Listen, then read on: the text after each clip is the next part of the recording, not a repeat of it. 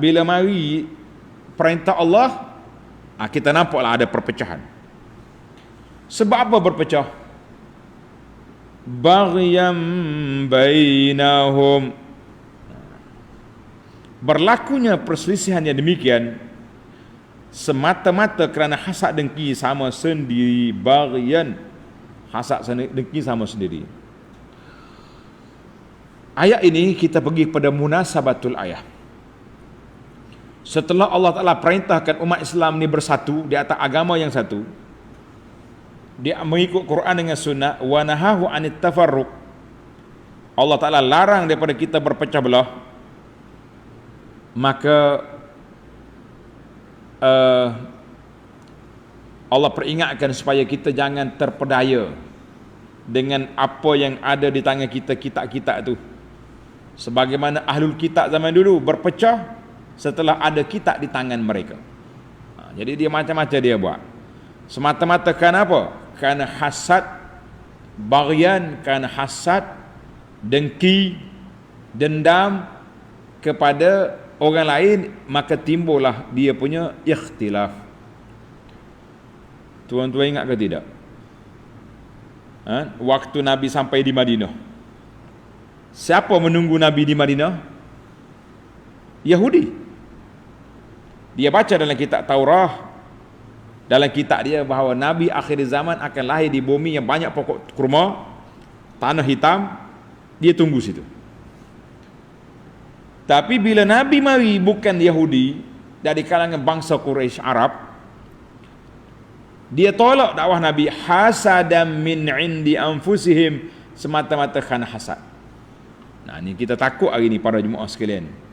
Takut penyakit sama yang melanda ahlul kitab melanda kita juga, orang yang baca kitab.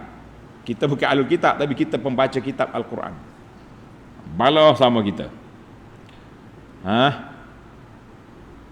Maka setelah Allah Ta'ala bagi tahu kepada kita dalam ayat-ayat yang lepas, dakwah Nabi satu, mereka diperintahkan supaya berpegang dengan agama ini, timbul dalam kepala kita, falimadza najiduhum mutafarriqin, kenapa kita dapati puak-puak ahli agama ini juga berpecah belah?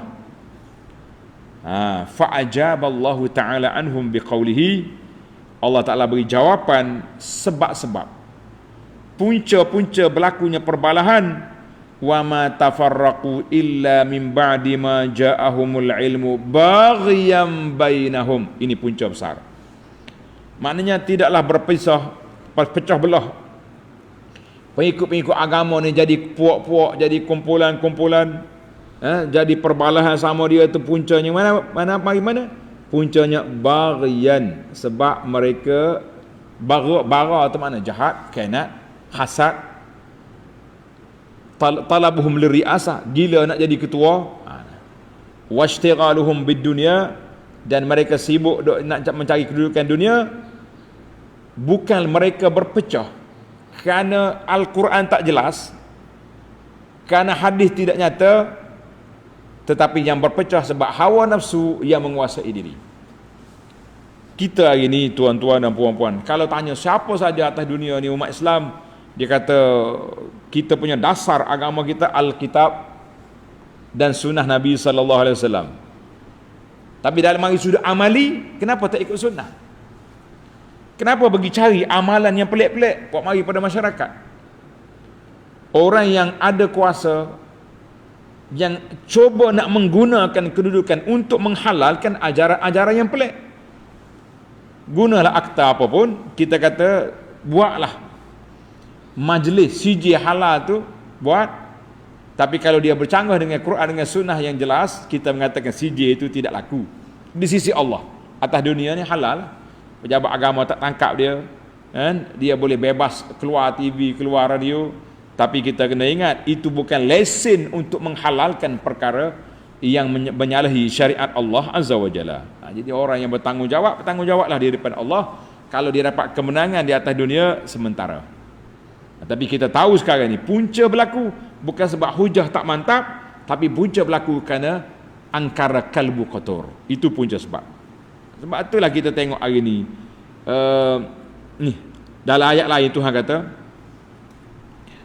dalam surah Al-Baqarah sama dengan ayat ni, wa makhtalafa fihi illa alladhina utuhu min ba'di ma ja'atuhumul bayyinat baghyan bainahum.